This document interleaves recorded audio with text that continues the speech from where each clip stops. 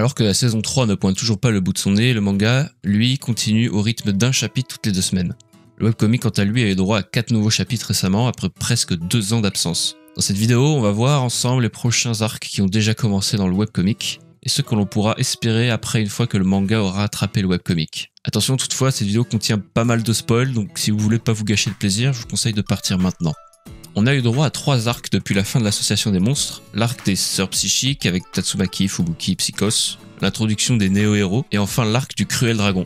Oui, il fait que 10 pages, mais ça reste un élément important pour l'histoire, que vous le vouliez ou non. On va rentrer dans les spoilers maintenant avec l'arc des ninjas qui vient tout juste de commencer, avec Sonic, Flashy Flash, Hellfire et Gale qui se rencontrent. On a droit à un flashback du village des ninjas d'où ils proviennent tous, et même la vision d'un cube de God. Pour vous résumer cet arc rapidement, Sonic et Flash vont s'allier contre une alliance de ninjas qui veulent les tuer afin de laisser champ libre au maître du village des ninjas de revenir prendre sa revanche sur Blast qu'il a mise dans un coma pendant 15 ans.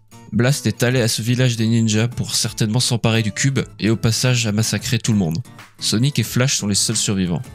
L'arc du héros suprême va mettre en avant Amai Mask et son secret qui va être révélé au monde entier. Il va se transformer en monstre lors d'un combat contre un monstre appelé Pesky Clown et il va prendre la fuite après ça. Mais avant ça, il va tout faire pour essayer de convaincre Saitama de devenir le modèle du héros ultime. Mais il en a un peu rien à foutre. On arrive donc à l'arc en cours dans le webcomic, l'insurrection des néo-héros. Probablement l'arc le plus important à ce jour avec l'arc de l'association des monstres, car on en apprend énormément sur l'organisation, Drive Knight et Metal Knight. On apprend que Drive Knight est potentiellement un pion de l'organisation et il accuse Metal Knight d'être le créateur du Mad Cyborg qui a tué toute la famille de Genos. On peut même voir des robots à l'effigie de ceux de Metal Knight qui ravagent la ville. Il y a des taupes partout et c'est traîtrise sur traîtrise. On apprend aussi l'existence de Blue, le fils de Blast, qui est le plus fort des néo-héros. Je vais pas trop rentrer dans les détails dans cette vidéo, sinon elle va durer beaucoup trop longtemps. Mais maintenant, on va s'attaquer à la suite et à ce qu'on peut espérer.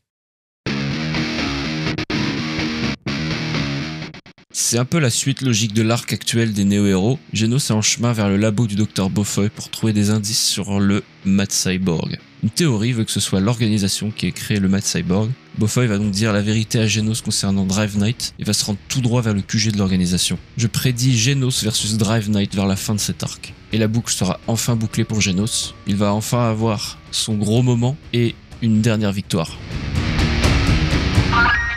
Il existe une multitude d'organisations comme on a pu le voir, les monstres, les héros, les machines, mais également les experts avec Tsukuyomi et les ninjas avec le village. 2 autres organisations sont mentionnées dans le webcomic sous le nom de Eleven, un groupe d'experts qui en veulent à Tatsumaki, qui est d'ailleurs parti investiguer, et les Masses Abandonnées, un groupe de meurtriers intéressés par le village ninja, et Flashy Flash est lui aussi en route pour les intercepter. On peut donc s'attendre à ce que chaque héros de classe S ou presque ait droit à son mini-arc pour qu'on en apprenne un peu plus sur leur passé. Comme Watchdog Man par exemple, ce serait bien d'en savoir un peu plus sur lui. Un dernier pour la route, Zombie Man. Il est actuellement dans le labo secret du Dr Genius, et en train de subir des expériences, car il lui a demandé de retirer son limiteur pour être comme Saitama. Il va certainement avoir le droit à un gros power-up quand il réapparaîtra.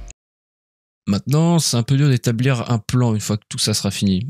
L'arc final de la série sera Saitama versus God sans aucun doute, avec l'aide de Blast et de son équipe de gardiens de la galaxie. Mais entre-temps, qu'est-ce qui peut bien se passer? La découverte de l'origine des monstres, le rassemblement des cubes, l'introduction de nouveaux personnages, et God. Toute la série gravite autour de God. Je n'arrive pas à retrouver l'article, mais j'ai lu quelque part que One, le créateur de la série, a dit que la série en était à peu près à la moitié. Il a aussi mentionné lors d'une interview qu'il savait depuis le début, depuis le chapitre 1, comment One Punch Man allait se terminer. En tout cas, One Punch Man ne risque pas de se terminer demain. Je pense qu'on a au moins 8 ans devant nous avant d'arriver à l'arc final. Après tout, l'arc de l'association des monstres a duré pas moins de 5 ans à lui seul. Sur ce, merci d'avoir regardé cette petite vidéo.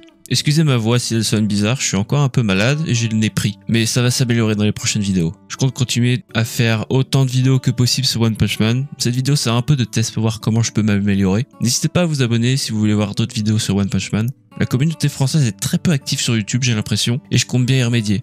Allez, ciao.